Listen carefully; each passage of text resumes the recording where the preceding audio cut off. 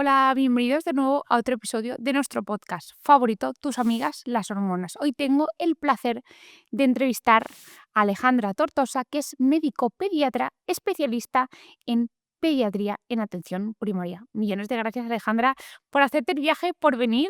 Y es un podcast que me han pedido un montón, porque parece que los pediatras estáis tan recluidos que nunca salís a hablar de todo lo que sabéis, que es una especialidad muy amplia. Así que gracias por venir. Nada, gracias a ti y es verdad que es la primera vez que hago algo así, o sea que espero que no te arrepientas de la invitación y que salga algo muy guay de aquí. No, no, no, seguro que no. Y antes me gustaría, porque es muy curioso, porque tú y yo estudiamos en la misma facultad y yo tengo un año más que tú, así que es como la vida da tantas vueltas, ¿no? Sí, sí, Que sí. te ves en la carrera y luego estoy aquí y tú estás aquí, no entrevistada por mí, me da mucha ternura que hayas llegado todo esto que has llegado porque has hecho un montón, así que Alejandra, enhorabuena. Muchas gracias. A ti. Y justamente por eso me gustaría que me dijeras ¿qué te llamó la atención de pediatría cuando estuviste rotando que te hizo hacer la especialidad de pediatría? Pues me encantaría darte una respuesta mejor de la que te voy a dar, porque todo ha sido una serie de decisiones que han ido una detrás de otra sin pensar mucho y al final he acabado haciendo una cosa que me gusta muchísimo y que no me imagino haciendo otra cosa, pero vamos, yo decidí estudiar medicina a los 18 años porque no sabía qué hacer con mi vida, veía Anatomía de Grey y pensaba que iba a ser guay ser médico. Luego, estudiando medicina, me gustaban los niños y pensé que pediatría, si me gusta la medicina y me gustan los niños, iba a ser una especialidad que me iba a gustar. Y luego la pediatría de atención primaria, que es algo que en la residencia no tocamos prácticamente nada. Yo pensé que nunca me iba a dedicar a esto y por circunstancias de la vida acabé en un centro de salud y ahora no me imagino haciendo otra cosa, pero ha sido todo como muy a salto de mata. Pero yo creo que justamente ese tipo de decisiones que la vida te va poniendo paso a paso son las decisiones de tu destino. O sea, cuando yo creo que siempre, cuando algo es para ti, aunque te quites, y cuando algo no es para ti, ni aunque te pongas. Sí. Entonces, creo que es la respuesta mejor que me podrías haber dado a esta pregunta, así que me ha encantado. Solo por esto ya merece la Yo pena que hayas también lo venido. pienso así. Vamos a ir por bloques, yo creo que si te parece, porque tu especialidad es tan amplia precisamente que da lugar a muchísimos temas. Entonces creo que por orden normal y de preguntas que me suelen hacer a mí es la alimentación en los bebés. El primer melón que me gustaría abrir, siempre desde el máximo respeto que toda decisión y situación puede conllevar, es en la alimentación de los bebés. Lactancia materna, lactancia de fórmula, ¿qué decisiones o qué aspectos tú crees que debe saber la gente para tomar la mejor decisión para su bebé y para la integridad común de la familia? Empezamos fuerte. Yo sé que vamos a hacer un podcast muy interesante porque vamos a tratar muchos temas y prometo luego ir más ágil con el resto, pero en este es verdad que me gustaría detenerme. A ver, si me preguntas qué es mejor para alimentar a tu bebé los primeros meses de vida, si lactancia materna o lactancia artificial, no hay discusión. La mejor alimentación que podemos ofrecer a nuestros hijos es la lactancia materna, ¿vale? Yo creo que cuando una mamá decide dar fórmula, nunca lo hace porque piense que es mejor la fórmula que la lactancia materna, eso es así. Lo hace por muchas otras decisiones súper respetables, pues por trabajo, por vida laboral, se tienen que incorporar muy pronto a su trabajo y no pueden dar el pecho, porque tienen muchos hijos que cuidar y piensan que va a ser más cómodo para ellas ofrecer biberón en vez de pecho. Porque toman alguna medicación que es incompatible con la lactancia materna. Muchísimas circunstancias, pero nunca será porque piensen que es mejor, y eso es así. ¿Podemos decir a priori que los niños alimentados con lactancia materna son niños más sanos? Sí, la lactancia materna es una fórmula que se tolera súper bien, son niños con muy pocos problemas gastrointestinales, sin casi cólicos, no tienen tantos gases, problemas como el estreñimiento, tienen una microbiota intestinal mucho más diversa y mejor que los niños alimentados con lactancia artificial. Y luego ya si nos ponemos a hablar de más beneficios, pues es que podríamos hablar horas, pero reduce el riesgo de diabetes, reduce el riesgo de enfermedad celíaca, de enfermedad inflamatoria intestinal, de alergias, el riesgo de obesidad en la niñez y en la vida adulta, porque también a través de la leche materna nos tenemos que quedar con que no es solo un alimento, es que es algo que está vivo y que se adapta a las necesidades del niño. No solo le vamos a aportar nutrientes, le vamos a aportar defensas, le vamos a aportar hormonas que le ayudan a regular el apetito, a regular el sueño. Con lo cual, la pregunta es que lo mejor que podemos ofrecer a nuestro hijo, la respuesta es lactancia materna. Ahora, hay que respetar la decisión que tome la familia. Y, aunque parezca raro y obvio que diga esto, debemos de tratar igual a las mamás, los papás que deciden alimentar a su hijo con fórmula artificial que a los que deciden alimentarlo con fórmula materna. Y con esto me refiero a que a veces los pediatras igual pecamos de pensar, la lactancia artificial, eso es muy fácil, darle un biberón y ya está. Serán papás que no tienen muchas dudas, lo paso más por encima en la consulta. No, hay que detenerse igualmente con ellos y no hay que asumir nada. Hay que explicar cómo preparar un biberón. Esos papás también tienen mil dudas. Oye, ¿y si no se ha terminado el biberón y lo puedo dejar ahí? ¿Se lo puedo dar dentro de 3 horas? Tienen muchas dudas esos papás, igual que los papás que alimentan con pecho. Entonces, hay que estar ahí para ellos también. Y hay que también desmitificar mucho alrededor de la lactancia artificial. Por ejemplo, muchos se creen que la lactancia artificial es ofrecer un biberón a tu hijo cada 3 horas. Eso está muy extendido y eso no es así. La lactancia artificial es a demanda, como la lactancia materna. Se ofrece cuando el niño quiere y la cantidad que el niño quiere. Entonces, con esto me refiero a que hay que estar ahí para todos los papás, para los que deciden una cosa y para los que deciden otra. Y luego ya para terminar, a mí lo que me da mucha pena y rabia como pediatra son 2 situaciones. Primero, las familias que no deciden alimentar a sus hijos con lactancia materna por falsas creencias, falsos mitos, por no estar bien informados, por ejemplo, mamás operadas del pecho que piensan que no pueden lactar, o, pues mira, es que a mí me han dicho que yo es que, mi trabajo es muy estresante y yo necesito dormir bien, y como quiero dormir bien, voy a darle biberón. Los niños alimentados con lactancia materna duermen mucho mejor, y esas madres que ofrecen pecho por la noche, por el aumento de prolactina y la secreción de prolactina, duermen mucho mejor, concilian mejor el sueño. Entonces, hay que desmitificar. O otra muy, muy común, que seguro que también has escuchado tú, es las mamás que abandonan muy precozmente la lactancia porque piensan que no tienen leche. No, yo es que el tercer día ya le tuve que dar un biberón porque el niño lloraba desesperado y yo mis pechos estaban blandos, ahí no salía nada. No, si es que es como tienen que estar. Tus pechos, tú no has tenido una subida de leche todavía. Ninguna mujer igual al segundo o tercer día todavía tiene subida de leche. Y no pasa nada, tu hijo está comiendo justo lo que necesita. Entonces, eso me da mucha pena. Cuando las lactancias, que a priori sí que se desean, se pierden por falsas creencias. Y luego ya lo peor, y en lo que yo creo que tenemos que trabajar mucho, tanto los gines, los pediatras, matronas, es aquellas mamás que desean dar el pecho y que la lactancia fracasa porque han buscado apoyo en un sistema sanitario que no se lo ha brindado. Por ejemplo, es muy común, mucho más de lo que parece, dar a luz en un hospital y que tú salgas del hospital con tu hijo y que nadie se haya parado a ver una toma, qué tal se engancha el bebé, si te tienen que corregir alguna cosa, si te tienen que dar consejos. Luego llegas al pediatra y más de lo mismo. A veces para la revisión de un recién nacido tenemos 15 minutos para ver al niño, recabar su historia de salud, desvestirlo, explorarlo. Entonces, tampoco nos da tiempo a nosotros igual a ver una toma y hacerle verdadero caso a esa madre. O una madre que tiene grietas en los pezones y que se muere de dolor lactando y que quiere coger cita con su matrona y tiene cita dentro de 3 días. Esa madre va a abandonar la lactancia. Entonces, esas 2 situaciones son las que yo creo que hay que trabajar. Me pasaría horas escuchándote y este tema me parece maravilloso.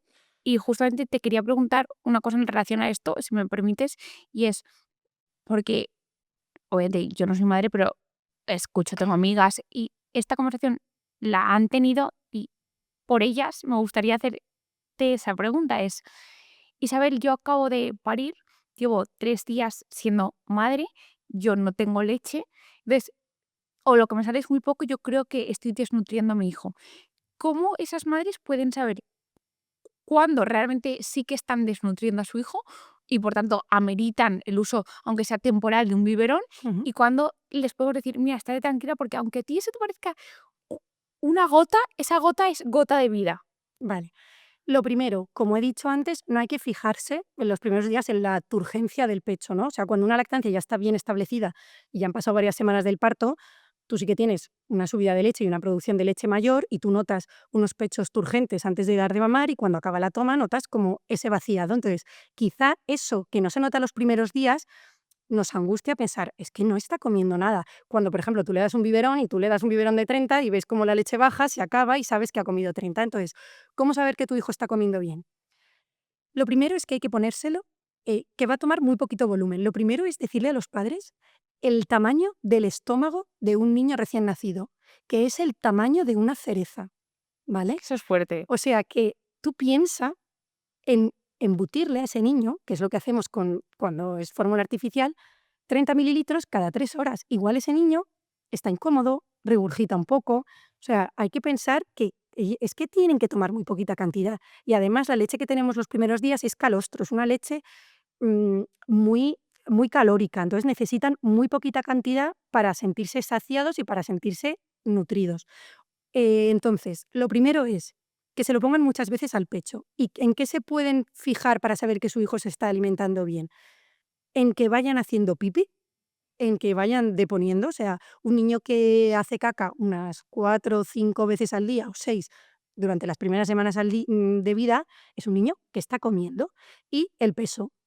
Cuidado con lo del peso, Mm. porque la pérdida de peso al nacimiento es fisiológica. Normal. De hecho, es malo. Un niño que no pierda peso, probablemente esos riñoncitos no están funcionando como deberían funcionar. Y hay niños que pierden mucho peso por otros factores, como partos muy prolongados, cesáreas donde la madre ha llevado mucho fluido y todo eso pasa al feto y en realidad el peso que está perdiendo son líquidos y no es peso real de que no esté comiendo. Entonces, la pérdida de peso es normal. Yo lo que recomiendo es no obsesionarse pesando, ir a los controles del pediatra y que lo vaya pesando y sobre todo fijarse en que el niño después de la toma se quede más o menos saciado, dormido, tranquilo, que no se quede llorando después de una toma y que vaya haciendo pipi y que vaya deponiendo. Maravilloso, me parece maravilloso, Alejandra. Es que eres muy buena, ¿eh? Tú dices que no sabías ya, solo con estas preguntas ya me estás dando el podcast. Y luego, para hablar un segundito de la lactancia artificial, me gustaría, porque también muchos padres me han preguntado, y saber, yo por X y Z opté por lactancia artificial. ¿Mi hijo se va a desarrollar peor? No, es que eso es una pregunta tan amplia y entran tantos factores en cuenta a la hora de desarrollarse, de tener salud. Obviamente, la lactancia materna no va a ser el único condicionante. De hecho, pues hay niños que han tomado lactancia materna y que luego tienen enfermedades graves. Y es que hay muchos más factores que intervienen. Entonces, yo la idea que sí que me gustaría que los padres se quedaran es, hay que intentarlo, si se puede, hay que intentar ofrecer la lactancia materna porque sí que es lo mejor que le podemos dar a nuestros hijos, pero lo más importante es que la familia esté bien. Entonces, no hay que culpabilizar nunca. Si se ha optado por alimentar con lactancia artificial, pues fenomenal, sus razones tendrá esa familia y hay que apoyarles. Si pensamos que son razones un poco igual, no de peso o que la madre igual le podría dar otra vuelta, pues como por ejemplo lo que te he dicho de que esto es más frecuente de lo de: Es que yo quiero dormir, es que quiero compartir la responsabilidad con el padre y que él también se despierte y le dé biberones". Cuando son cosas igual así, un poquito más banales, igual podemos intentar reconducirlos, pero si hay algún papá o mamá que tiene claro, o porque, hay gente que le da aprensión o que no quiere poner a su hijo al pecho, pues, no tienen por qué desarrollarse peor. O sea, son niños que sí que igual al principio, pues son niños, ya te digo, disminuye el riesgo de muchas enfermedades, eh, como el pecho también da inmunidad, pues son niños que se ponen menos malitos los primeros años de escuela infantil, pero entonces, bueno, es una pregunta, desarrollarse peor no se van a desarrollar peor, pero que vas a ayudar a que sean más saludables, sí. O sea, que puede ser más saludables, pero que no necesariamente que cuando tengan que caminar van a caminar, cuando tengan que hablar van a hablar, que los dientes les saldrá igual, que yo creo Todo que igual, sí. todo igual, ¿vale? O sea, que los ítems como más marcados de el neurodesarrollo y el desarrollo de un bebé, que van a suceder igual, que no se Sí, preocupen, que no va a ser un niño que va a tener ningún problema de, tú has sido de no, lactancia materna, tú no. artificial. Luego sí que hay que explicar muy bien a sus papás lo que te comento, la lactancia artificial al final muchas veces corremos el riesgo igual de sobrealimentar, de forzar, parece que tienes ahí un biberón que le queda leche, que se lo tiene que acabar, que eso no es lo mismo que al pecho, que tú te lo pones, cuando el niño se desteta, pues ya ha terminado la toma. Y parece que si le has hecho un bibe de 90 y te quedan 20, es como que te dan ganas de que se lo termine. No, porque eso sí que puede condicionar luego a que sean niños que coman un poquito por encima de sus necesidades, que no sepan regular bien su apetito. Entonces, hay que, en ese sentido, también enseñar a los papás que dan fórmula artificial cómo se hace. Perfecto, y me ha gustado mucho que, Isabel, la lactancia artificial también debe ser a demanda. O sea, Sí, eso es súper no es importante. 3 horas reloj, clic, aunque no tenga hambre, o está muriéndose de hambre porque está llorando, ya no le puedo dar porque todavía han pasado solo 2 horas y cuarto. Yo se lo explico a los papás. ¿Tú siempre comes a las mismas horas y siempre tienes el mismo hambre? No. Pues tu bebé tampoco. Los bebés tienen un estómago muy chiquitín. Entonces, ¿por qué se dice clásicamente lo de las 3 horas? Pues porque más o menos es lo que se ha visto que aguanta un niño sin comer, que los primeros días más de 3 horas sin comer no debería aguantar. Pero igual son niños más pequeñitos, que tienen menos fuerza de succión, que tú les ofreces un biberón de 30 y solamente se toman 10 porque se fatigan y están cansados, pues ese niño a la hora y media te va a volver a pedir y tú se lo vas a volver a dar.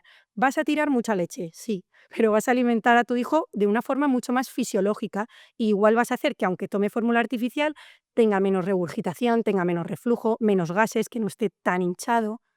Me parece Con- maravilloso. Entonces, Eso es muy importante. hilando un poco lo que has dicho, Isabel, la lactancia materna nos ofrece, es un alimento vivo que nos ofrece incluso defensas. Hilando con eso, hablando un poco del calendario vacunal, etcétera, porque cada vez más, y sobre todo por corrientes americanas, se está poniendo un poco en duda la idoneidad de poner vacunas, cuántas vacunas, no poner. Entonces, me gustaría que explicase un poco eso y luego también porque hay ciertas vacunas que se pueden poner 3 de golpe, otras se ponen una, y si el poner 3 vacunas de golpe, por ejemplo, va a hacer que tu hijo tenga más riesgo luego de fiebre, de estar planchado, etcétera.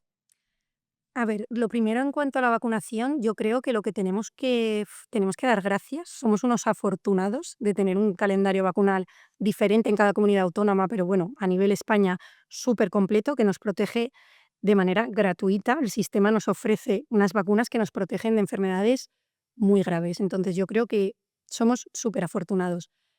Quizás sí por corrientes americanas, y también yo lo he vivido mucho a raíz del COVID, que parece que como la vacuna del COVID salió como tan rápido y a la gente le generó tanta desconfianza, a raíz de eso igual también ha habido gente como que las vacunas no le han hecho tanta gracia, pero yo creo que en general yo no me he encontrado con tantas pacientes y tantas familias antivacunas. Es algo también muy cultural, yo creo, porque sí que me he encontrado mucha gente de ciertos países que son antivacunas, pero en general yo creo que no, y que la gente conoce la importancia de la vacunación. Es que no hay más que ver los resultados, es que hemos prevenido y hemos erradicado prácticamente enfermedades gravísimas, como pueden ser la meningitis, el sarampión, la rubeola.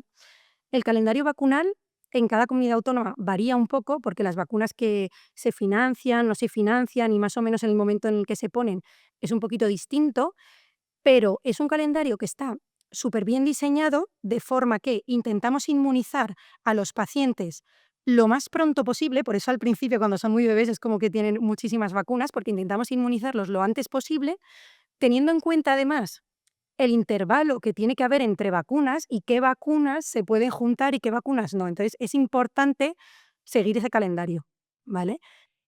Hay veces que los papás se asustan un montón y dices: "Madre mía, es que en la revisión de los 2 meses me tocan 3 pinchazos al niño, ¿será preciso? ¿No podemos separarlo?".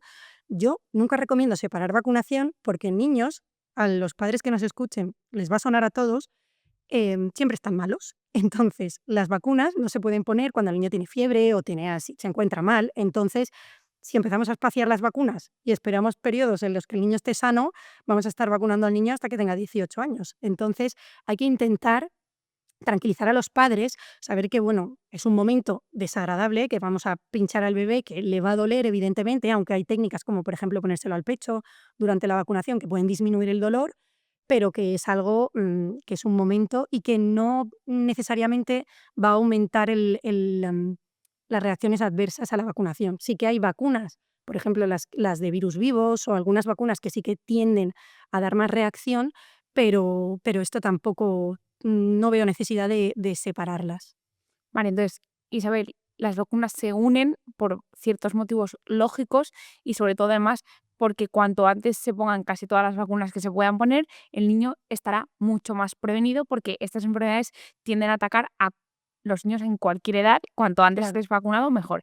Y en relación a eso, yo sé que varía por comunidades autónomas, pero ¿qué opinas si tu criterio deberían ser algo que en un futuro estén ya financiadas siempre? La vacuna del meningococo B y del papiloma humano, ¿tú las recomiendas como pediatra a todo el mundo? Sí, 100%. De hecho, yo que ejerzo en la Comunidad Valenciana, ahí ya el meningococo B está financiado y el papiloma está financiado para hombres y para mujeres, ¿vale? Y sí que pienso ya que esas 2 en la mayoría de comunidades autónomas están financiadas. No sabría decírtelo al 100%. Ahora sí que es verdad que la que recomendamos que no está financiada es la meningococo ACWY, que cubre más cepas para prevenir la meningitis, pero yo creo que poco a poco, esto es una cuestión al final de dinero y poco a poco se irá financiando todo. Pero sí, yo creo que lo recomendable es que cada uno consulte en su pediatra, que le explique, que eso siempre lo hacemos, qué vacunas están incluidas en el calendario y qué vacunas no, pero se recomiendan, y con toda la información que el papá decida, pero obviamente yo recomiendo que se O sea, vacune. hay otra nueva del meningococo que es la ACW1, que esa cubre todavía incluso más cepas. Sí, bueno, realmente no es nueva, solo que se pone, financiada a los 12 años, porque ahí es como que en la época adolescente hay un rebrote de meningitis y entonces se intenta cubrir a esa población, pero se ha visto que como también afecta a niños más pequeñitos, se intenta proteger desde antes. Entonces esa sí que no está financiada, pero yo creo que próximamente en casi todas las comunidades se financiará Igual es desde más pequeñito. igual es una pregunta muy tonta, pero imagínate que va un niño de 17 años a tu consulta, ¿eso se puede poner o ya no merece la pena porque ha pasado el pico de? Siempre se puede poner. A mi consulta ya no vendrá, porque era Vale, Nebeticid, vale, vale. que ya abarcamos muchísima edad, pero sí. Y de hecho, lo que tenemos que estar también pendientes los pediatras es que, como el calendario vacunal es un auténtico lío, que cada año va cambiando, claro, yo veo a un paciente de, yo qué sé, de 12 años en la consulta y igual no está vacunado de varicela, porque cuando le iba a tocar no estaba financiada y ahora sí. Entonces hay que estar también pendiente de esas cosas para asegurar de que ningún niño pase a adultos, que llamamos, pase al médico de cabecera sin que tenga la vacunación recomendada completa. Es que eso es súper bueno. Yo creo que tú no estás vacunada de varicela, yo tampoco, ¿no? Cuando Yo éramos la pequeñas, pasé, no, yo la pasé. sí, claro, Claro, yo digo, sí, sí, no, en nuestra época todavía la pasábamos. sí. Eh, Mil gracias por el tema de las vacunas. Ahora vamos a saltar al tema del sueño. ¿Qué te gustaría a ti, Alejandra, que con el tema del sueño los padres entendieran? Por ejemplo, has dicho que te parece muy interesante y que es una duda muy frecuente el de si yo doy lactancia materna no voy a dormir y yo quiero dormir porque necesito dormir. ¿Y qué otros aspectos del sueño infantil a ti te preguntan más en tu consulta y tú consideras que deberías transmitir tu conocimiento? El sueño infantil también es un temazo, que desespera a muchos padres. La falta de sueño, es horrorosa y muchos padres consultan desesperados por este tema. Yo siempre lo primero que hago es calmarlos, aunque quizá esta afirmación no les calma mucho, pero es decirles que es lo normal. Lo habitual es que un niño pequeño se despierte por las noches y tenga despertares. El bicho raro es esos padres que nos cuentan y tú les miras con una cara de que les quieres estrangular, que te cuentan que su hijo a las 8:30 está en la cama y hasta las 10 no lo levanta nadie. Eso es rarísimo. Lo normal es que un niño pequeño se despierte. Entonces, los padres tienen que entender eso, que los niños no tienen un botón de off que podemos apretar por las noches y que cuando uno se plantea ser padre, todas estas cosas no le tienen que venir de nuevas. Esto hay que saberlo. Se duerme un poquito mal siendo padre. Entonces, yo siempre, cuando voy a hacer un abordaje de sueño infantil en la consulta, lo primero es hablar con la familia y conocer a la familia. ¿Por qué? Porque para todo el mundo, eh, no es un problema, no son problemas las mismas cosas. Es decir, igual hay una familia, yo estoy en una revisión y el niño tiene 1 año y pregunto: "¿Y cómo duerme el niño? ¿Cómo dormís?". Y me dicen: "No, pues dormimos todos juntos en la misma cama porque el nene todavía toma pecho por las noches, me reclama 2 o 3 veces, pero se duerme, pero sí, bien, descansamos". En ese niño no hay que hacer ninguna intervención de sueño, porque su familia está a gusto así y no lo ve como un problema. O toma un biberón por la noche, porque se despierta y le doy un biberón. Igual al año de vida, ese niño necesitar un biberón por la noche, para comer, no lo necesita, pero si la familia se lo da, el niño se duerme y no supone esto ningún problema para nadie, ¿quién soy yo para decirles que cambien las cosas? Esto es una cuestión más de crianza que de pediatría, ¿no? Entonces, lo primero es hablar con la familia y ver lo que supone un problema para la familia y lo que no. Cuando ya te consultan, porque de verdad quieren cambiar, es una mamá que dice: Madre mía, es que lo he intentado pasar a su habitación, que ese es otro tema, el pasarlos, ¿no?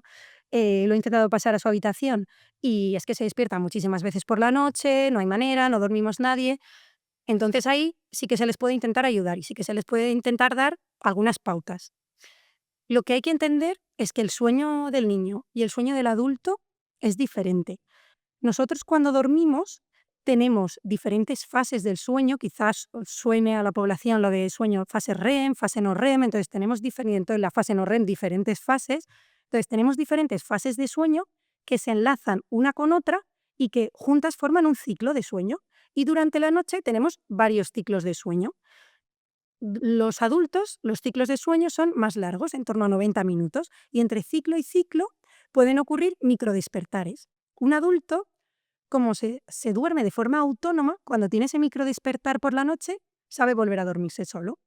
En un niño, las fases de sueño, que además al principio son muy inmaduras, no existen ni fases como tal, em, los ciclos, las fases que forman ese ciclo es más cortito, dura unos 45 minutos. Entonces, los niños, cada 45 minutos, pueden tener esos despertares. ¿Qué pasa? Que normalmente el niño no es autónomo a la hora de dormirse. La mayoría de niños se duermen al pecho, con un biberón, al brazo, meciéndose. El mío, por ejemplo, tiene una obsesión con tocarme el pelo. Entonces, la mayoría de niños se duermen con un estímulo externo. Cuando se despiertan, ¿qué pasa? Que no saben volver a dormirse solos sin volver a ese estímulo. O sea, si tú se despierta tu hijo por la noche y se ha dormido al pecho, es que va a berrear y va a gritar y hasta que no te lo vuelvas a poner al pecho, no se va a volver a dormir. Entonces, lo que podemos ayudar a los papás, darles unas pautas para hacer que su hijo logre conciliar el sueño de forma autónoma. Y cuando el niño sea capaz de dormirse solo, poquito a poco, porque esto es un proceso largo, va a poder despertarse, porque despertarse se va a despertar, pero volver a conciliar el sueño él solo. ¿Y hay algunas pautas de manera general que puedas decir a la gente que nos está escuchando para que el niño pueda empezar a aprender a dormir un poco solo? Sí, aquí hay muchas formas de hacerlo, muchos libros. Al final, yo que he leído mucho sobre el tema y me interesa mucho el tema de sueño, todos más o menos vienen a decir lo mismo. Hay que poco a poco hacerles independientes a la hora de dormir. Entonces, te pongo un ejemplo. Si es un niño que toma pecho o que toma biberón para dormirse, lo que podemos hacer es, si eso le relaja, podemos ofrecerle un biberón o podemos ofrecerle el pecho antes de dormir en un ambiente tranquilo, quizá con una luz tenue, pero evitar que el niño se duerma al pecho, ¿vale? Igual no hacerlo en la habitación, hacerlo en el salón con un poquito más de luz, en un ambiente que él no esté tan relajado y que el niño se quede tranquilo, pero no se duerma. Y entonces podemos intentar ya, una vez esté tranquilo, meterlo en su cuna. Ahí ya va a empezar el llanto, garantizado, ¿vale?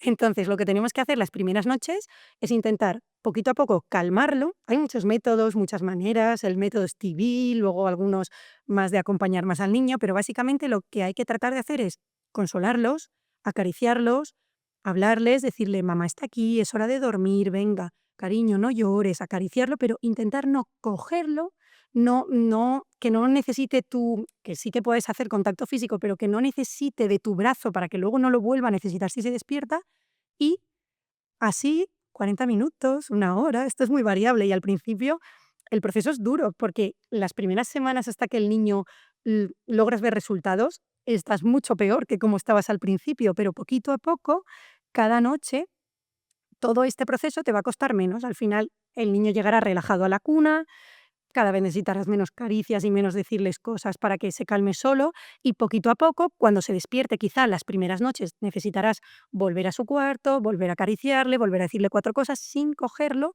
y, poquito a poco logrará ese sueño autónomo, muy poco a poco. Lo que sí que es clave es que la familia vaya a una y que se intente no claudicar. O sea, el momento tiene que ser un momento que los 2 papás, las 2 mamás, la familia esté a tope y que vaya a haber una rutina en las siguientes 2 semanas, 20 días, o sea, que no pille Navidad, que no pille un viaje, o sea, un momento más estable en la familia y que no se claudique. Porque si estamos ahí 3 4 días haciéndolo genial y el cuarto día, madre mía, no puedo más, qué falta de sueño, y de repente lo coges y le das un biberón o lo duermes al pecho, los niños son muy listos. Me ha encantado, me ha encantado. Y una pregunta, ¿cuándo es normal que un niño duerma solo en su habitación, en su cama, en su cuna y que no necesite igual estar tan cerca nuestro físicamente en la misma habitación? Normal, normal no es nada, y normal es todo. O sea, esto es lo que te digo, es una cuestión de crianza. Nadie va a dormir con sus padres a los 18 años. Entonces, si hay un niño que quiere dormir con su madre hasta los 5 años, el padre es desterrado al sofá y la familia está feliz con eso, pues adelante. Pero sí que es verdad que no es recomendable pasar a un niño a su propia habitación en menores de 6 meses, porque sí que hay que estar un poquito más atentos, quizá no tienen un llanto tan intenso y entonces tenemos que estar más cerquita para escucharlos. A partir de los 6 meses podrían pasar a su propia habitación.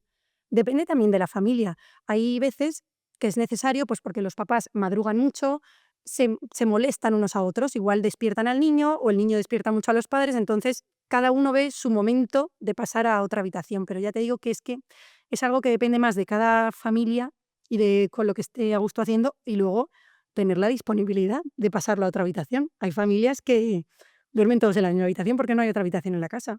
Pues no hay problema tampoco. Me ha encantado la respuesta. Jope, es que es tan buena que yo que no soy madre te estoy escuchando con, vamos, con un interés como si yo tuviera hijos, es que eres buenísima. Para salir a la siguiente pregunta, ¿qué comportamientos como pediatra consideras que una familia debe conocer para, ostras, esto no es normal, creo que le voy a consultar a mi pediatra por si acaso hubiera algún problema en el desarrollo, un problema neuroconductual? Algunos, yo sé que es muy complicado, ¿vale? Porque todo esto es muy amplio, muy diverso, cada persona es única, pero ¿qué comportamientos de ostras, generalmente estos 3 o 4 comportamientos es mejor que lo consulte con un pediatra? Yo te voy a reformular la pregunta y te lo voy a plantear completamente al revés, desde el punto de vista de tranquilizar a los padres. Es decir, cada niño es único y no se puede comparar ni con otro hermano, ni con otros niños de la clase, ni con otros niños del parque, ni con su primo, ¿vale? Es decir, la mayoría de comportamientos o la mayoría de hitos, por ejemplo, del desarrollo psicomotor, de, ostras, es que este gatea y el mío, que tiene 3 meses más, no gatea, o este ya ha empezado a hablar y es que el mío no ha empezado a hablar, o este, mira, fíjate qué bien se sienta y el mío, si está ahí chafado y no está tumbado. Entonces, los hitos del desarrollo, aunque tienen una edad a la que la mayoría de niños hacen X cosa, tienen un rango. Entonces, lo mismo es el niño que empieza igual de normal es el niño que empieza a caminar con 12 meses de forma autónoma y suelta, que el niño que tiene 17 meses y está empezando a caminar en ese momento. Entonces, yo al revés, quiero tranquilizar a los padres y decirles que no todos los niños tienen que hacer todo mm, a una edad en concreto, que hay rangos muy amplios. Cosas así que consultar, que llaman la atención del comportamiento, que no tienen por qué significar nada, pero que muchas veces te consultan, pues igual niños mm, con mucha rigidez de conducta, con mucha frustración, niños igual excesivamente tímidos, que no quieren que no tienen mucho interés por el entorno, por relacionarse, eso preocupa mucho a los padres y consultan mucho. Lo del tema de gateo, a la gente le encanta que los niños gateen, muchos niños no gatean y tiran directamente a caminar. Y con lo cual eso es un motivo también frecuente de consulta y hay que tranquilizar a los padres y decir que no hace falta que gateen. Y luego el tema de caminar, que también les preocupa mucho y hay que un poquito explicar que quizá sin pensar que va a pasar nada, porque la mayoría de veces es todo normal, pero quizás si tu hijo roza eso, los 17, 18 meses y no camina, sí que habría que consultar al pediatra. Me encanta. Y hablando otra vez de cosas así también que creo que te preguntarán, ¿hasta cuándo es normal que un niño se haga pis en la cama? ¿Y hasta cuándo es normal que tengan los dientes de leche y no se caigan? Buah, es que pipi en la cama. El pipí en la cama nosotros lo llamamos enuresis nocturna, ¿vale? Los niños empiezan a ser continentes por el día en torno a los 2, 4 años, un poco cuando empiezan el cole, que ahí ya las guarderías en el último año, las escuelas infantiles meten mucha presión de empezar a quitar el pañal, porque es verdad que en el cole muchas veces no existe la posibilidad de que le cambien el pañal, entonces ahí normalmente hacemos mucho hincapié en los niños y en torno a esa edad suelen dejar el pañal por el día y en torno a los 4, 6 años empiezan a ser también continentes por la noche. A partir de los 6 años ya no se consideraría normal, igual, que un niño se haga pipí en la cama. Y a partir de los 6 años, si consultaran, ya se les podría un poco, bueno, hacer una buena anamnesis, ver qué le pasa a ese niño y un poco, si es necesario, o dar pautas a los padres o incluso tratar ese problema. ¿Qué pasa? Muchas veces nos consultan más tarde, mucho más tarde. ¿Por qué? Primero, porque los padres igual a los 6 años todavía no lo ven como un problema, porque muchas veces en la enuresis nocturna hay antecedentes familiares. El papá o la mamá ya se hacían pis en la cama de mayorcitos, entonces como a ellos también les pasaba y se les ha acabado pasando, no lo ven como algo urgente y no te consultan, o por vergüenza. Muchas veces no consultan. ¿Y cuándo suelen consultar? Suelen consultar ya niños más mayores, en torno a los 8 o 10 años, cuando ya se empiezan a ir de campamento, empiezan a ir a dormir a casas de amiguitos y ahí ya es un problema que se les hace más grave, porque igual un niño de 6 años que se hace pipí en la cama, pues igual aún hay que tratarlo. Si los padres le ponen, si vemos que todo lo demás está bien y que no hay una causa orgánica y que los papás le ponen el pañal y el niño se le cambia por la mañana y todos contentos, pues igual es precoz todavía para tratarlo. Pero cuando ya empiezan a haber estos problemas y que a los niños les da vergüenza y que igual otros niños se meten con ellos y lo descubren y que ya campamentos, casa de amiguitos y eso, ahí es cuando se puede empezar a tratar. Entonces yo diría que a partir de los 6 años, nosotros lo preguntamos siempre en las revisiones de salud, pero a partir de los 6 años sí que podéis consultar con vuestro pediatra si todavía se hace pipí en la cama y plantear si es necesario iniciar un tratamiento y qué tratamiento. ¿Y qué tipos de tratamiento hay en general? Pues a ver, hay 2 tipos de tratamiento. Uno es farmacológico, que es la desmopresina, y otro, que es mi favorito, es la alarma de enuresis. Entonces, el primero, es verdad que es muy efectivo a corto plazo, y se puede dar igual en aquellos niños que encima es que esto es así, te consultan de hoy para mañana diciéndote la semana que viene me voy de campamento. Entonces, en esos niños igual sí que se puede administrar la desmopresina por las noches. Y el otro tipo de tratamiento, que es la alarma de enuresis, a mí me encanta, es un tratamiento conductual. Básicamente es una, un electrodo que se pone como un walkie-talkie en el pijama del niño, que va unido a un electrodo que se pone en la ropa interior y que cuando detecta humedad pita.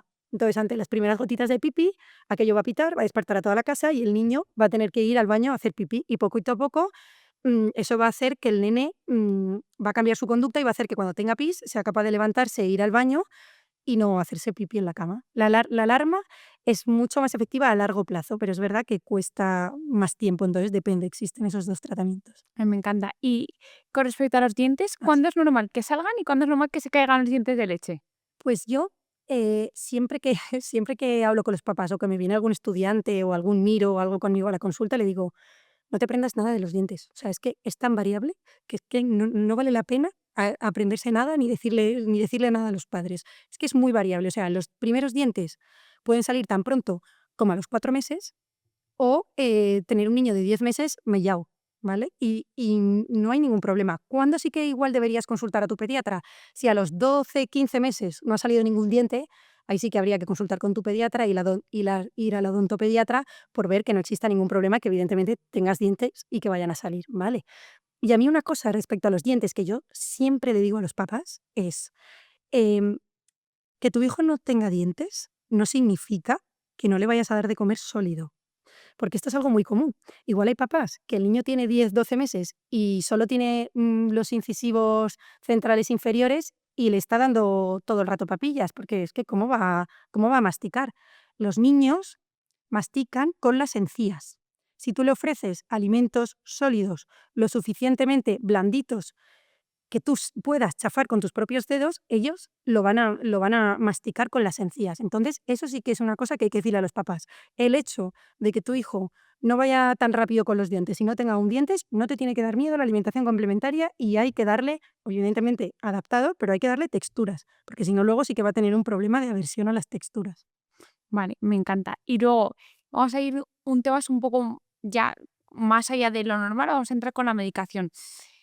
¿Cuándo hay que dar paracetamol y cuándo hay que dar ibuprofeno? No puedo decir nombres comerciales, entonces, ¿cuándo hay que dar una cosa que empieza por A y otra que empieza por D, los dos jarabes? Porque la gente yo creo que igual está un poco confundida, entonces, en general para que tengan una idea de cuándo darlo y sobre todo qué errores más comunes ves con la toma de estos fármacos. Pues a ver, los principales medicamentos que se utilizan en la infancia son, como tú has comentado, el paracetamol y el ibuprofeno, ¿vale? Los papás tienen que tener claro para qué sirve cada uno. Los dos son antitérmicos, es decir, bajan la fiebre. ¿Cuál baja la fiebre mejor? Depende de cada niño. Cada niño pues le hace más efecto un fármaco. Eso tiene una susceptibilidad individual. Después, los dos fármacos son analgésicos, es decir, que quitan el dolor. Y la diferencia es que el único fármaco que es antiinflamatorio de los dos es el ibuprofeno. Entonces, siempre que tu hijo tenga ese extra de inflamación, es decir, tiene una otitis y tiene el oído inflamado, si ha dado un golpe y le duele mucho la pierna, siempre que busquemos ese efecto antiinflamatorio, vamos a optar por el ibuprofeno. Luego, el dar uno u otro, pues igual también depende de la patología, es decir, pues el ibuprofeno que sienta un poquito peor al estómago, igual en niños que están con una gastroenteritis y con fiebre, lo vamos a intentar evitar. Y, y luego ya depende de lo que te digo, de cada niño, por ejemplo. Y del sabor depende mucho, porque claro, hay niños que hay alguno que no se pueden decir nombres, pero hay alguno que sabe muy mal y que no les gusta. Y entonces, pues, yo qué sé, igual hay algún papá que te dice, mira, es que yo sé que es solo por las vacunas y que con paracetamol sería suficiente, pero es que no se lo va a tomar, le voy a dar ibuprofeno. No hay problema, ¿vale? Lo que sí que hay que saber es cuándo se puede, o sea, el intervalo de dosis de cada fármaco para no llevar a sobredosificación. El paracetamol se puede dar cada 6 horas aproximadamente y el ibuprofeno cada 8 horas. Aquí sí que hay debate entre pediatras, porque cuando a un niño le sube la fiebre o tiene mucho malestar y tienen que estar administrándole un fármaco, no llega a las 6 horas y cada 4 horas tienen que estar dando uno, hay pediatras que sí que dicen de igual que se puede bajar un poquito la dosis de paracetamol y darlo cada 4 horas. A mí personalmente me gusta más alternar los dos fármacos. ¿Por qué? Porque no sé por qué, aunque la gente le tiene más miedo al ibuprofeno, porque parece que tiene más efectos adversos a nivel gastrointestinal, la sobredosificación de paracetamol es muchísimo más peligrosa que la sobredosificación de ibuprofeno. Entonces, a mí me gusta más que alternen. Y luego, como son los papás lo suelen manejar bastante bien estos 2 medicamentos, así como errores, yo lo que sí que es muy importante que se tenga en cuenta es que en España yo diría que creo que todos las marcas comerciales que comercializan paracetamol en jarabe tienen la misma concentración, pero, ibuprofeno hay de diferentes concentraciones. Entonces, siempre que vayamos a pautar un medicamento, hay que especificar bien al padre. O si te dice que ya tiene, que eso es lo peligroso, que te dice: "No, no, yo ya tengo ibuprofeno en casa". ¿Qué ibuprofeno tienes? Y en cuanto te diga cuál tienes, tú le dices la dosis que tiene que tomar, porque sí que si no, puede haber confusiones, porque ibuprofenos hay de varias concentraciones.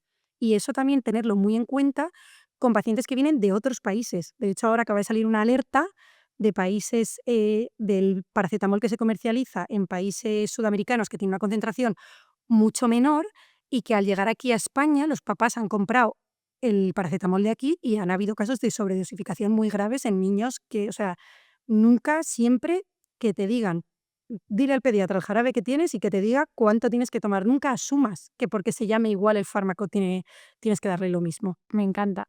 Y ya para cerrar la última pregunta, Alejandra, aunque estaría hablando contigo horas, o sea, sabes tanto que digo, parece mentira que hayamos estudiado la misma carrera. Eh, sí, es que es verdad, y además en el mismo sitio, pero es que me parece que al Pero final. bueno, yo todo esto no lo he aprendido en la carrera, ¿eh? O sea, ha sido a base de... Pero te quería preguntar sobre los atragantamientos, que es un tema que es que se me pone la piel de gallina. Entonces, me gustaría que nos dijeras cómo debe actuar un padre ante un atragantamiento, sobre todo, o sea, como las 3 cosas más básicas de Isabel, esto es así, así, así, lo que sea, para que en el caso de que suceda, que sepan cómo hacer, porque yo creo que en ese momento el miedo te paraliza, entonces te quedas totalmente bloqueado. Entonces, que se acuerden de un pim, pum, pam, ¿qué 3 cosas? Los atragantamientos. Lo primero que yo recomendaría a los padres es que hicieran un curso de primeros auxilios. O sea, a mí eso me parece, para la población general, fundamental. Pero si encima tienes niños a tu cargo que cuidar, es que No es lo mismo que yo te diga aquí 4 cosas teóricas que tú vayas a un curso y con maniquís sepas lo que hacer y que la primera vez que te toque hacerlo no sea con tu hijo. Entonces, yo veo súper importante que existen en 1000 cursos, Se pueden se hacer pueden online hacer. y todo eso, o A presenciales. mí me gustan más presenciales, porque lo que me gusta es que con maniquís el propio padre, sepa bien lo que hay que hacer. Entonces, si pueden hacer un curso, fenomenal. Respecto a atragantamientos, lo más importante que yo diría es que si un niño se atraganta, su primera reacción va a ser toser. Cuando esa tos es efectiva, tú ves que un niño que está tosiendo con fuerza, no tienes que hacer nada, no tienes que intervenir, como mucho animarlo a toser. Venga, tose, venga, cariño, tose, ¿vale? No empieces ya a ponerte nervioso, a darle a diestro y siniestro en la espalda, no. O sea, tranquilidad y que tosa. Si tú empiezas a notar que esa tos se está volviendo inefectiva, es decir, que el niño igual se empieza a poner azul, se empieza a poner cianótico, que está perdiendo fuerza esa tos, ahí es cuando hay que actuar. En niños muy pequeñitos se recomienda cogerlos de la trona o de donde estén y acordarse un poco del 5-5. Se recomiendan 5 golpes con la palma de la mano, no sé cómo se llama, con la palma de la mano, Sí. 5 golpes interescapulares y luego 5 compresiones torácicas. Es importante que a los niños muy pequeñitos no demos compresiones abdominales porque tenemos mucho riesgo de lesionar órganos internos, ¿vale?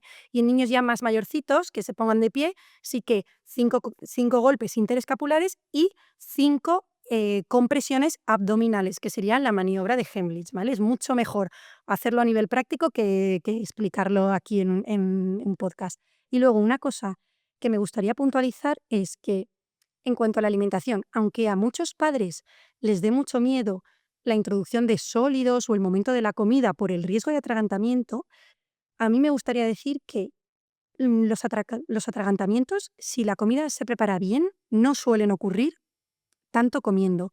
Que lo que hay que tener muchísimo cuidado es con los atragantamientos accidentales cuando el niño empieza a gatear, cuando el niño empieza a caminar, con monedas, con cosas que cogen del suelo. O sea, ahí hay que estar muy atentos. Que parece que igual en el momento de la comida estamos ahí súper atentos con el niño, pero el peligro también viene de fuera. Entonces, eso es importante.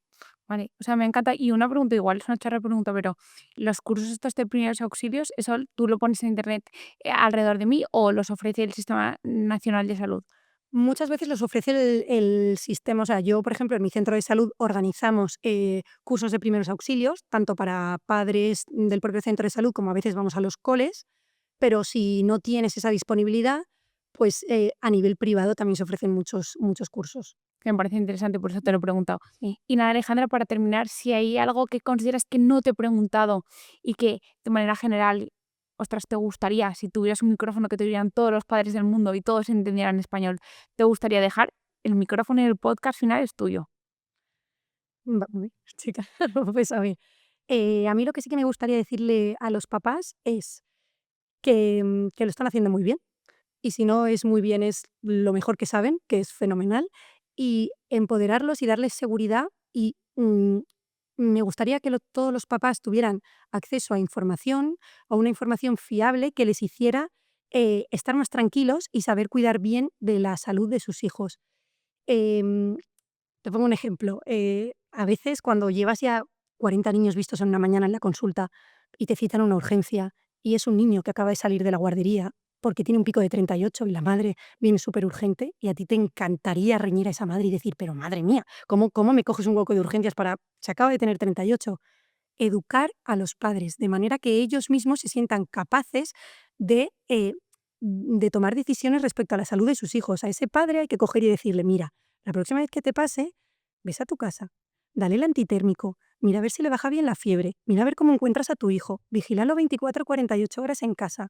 Pero formar a esos padres para que ellos sepan cuidar mejor de la salud de sus hijos.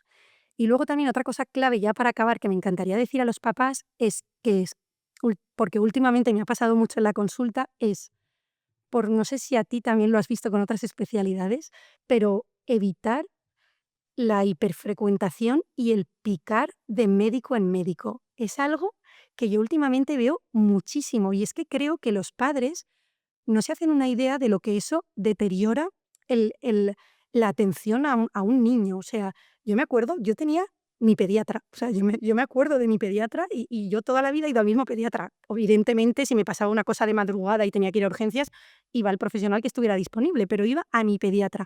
Yo creo que eso se está perdiendo un poco y yo me encuentro niños con patologías que se han diagnosticado muy tarde porque han ido yendo a un sitio, yendo a otro y nadie ha conseguido hacer una visión global de ese niño. O niños que hoy toso, entonces te consulto a ti, ay, mira, sí, tienes un broncoespasmo, te voy a poner Ventolin. Otro día va otro médico, ostras, sí, un broncoespasmo. Y luego te encuentras a un niño que igual ha tenido 7 broncoespasmos, 7 infecciones respiratorias que le han bajado al pecho en medio año y que nadie le ha puesto un tratamiento preventivo a ese niño, porque como cada vez ha ido a un sitio, nadie ha conseguido hacer la imagen global de ese niño. Entonces, yo pienso que eso es importantísimo y que es algo que se está perdiendo, que encuentres a un profesional que te dé confianza, con el que te sientas a gusto y que consultes siempre que puedas con el mismo médico, porque es que es como en medicina de familia, yo pienso que pasa lo mismo, es que al final tú conoces a ese niño si siempre te consulta a la perfección y a veces es que sabes, es que te consultan por dolor abdominal y sabes hasta decirle, papá, si es que no estaba de exámenes, no estaba, o sea, si es que conoces al niño y sabes tratar mejor a ese niño. Entonces, yo creo que eso es una cosa súper importante y que pienso que en esta era de la inmediatez y de que me lo atiendan ya y que me lo atienda quien sea, eso se está perdiendo. No puedo decirte nada más que mil gracias, Alejandra. Sí, gracias por tu labor. Joder, qué suerte tiene toda la gente de tu centro de atención primaria de tenerte. Y nada, millones de gracias a toda la gente que nos habéis escuchado. Dejaré todas las redes y todo el contacto de Alejandra en la descripción del podcast y del vídeo. Y que nos vemos en el próximo episodio. Gracias, chao.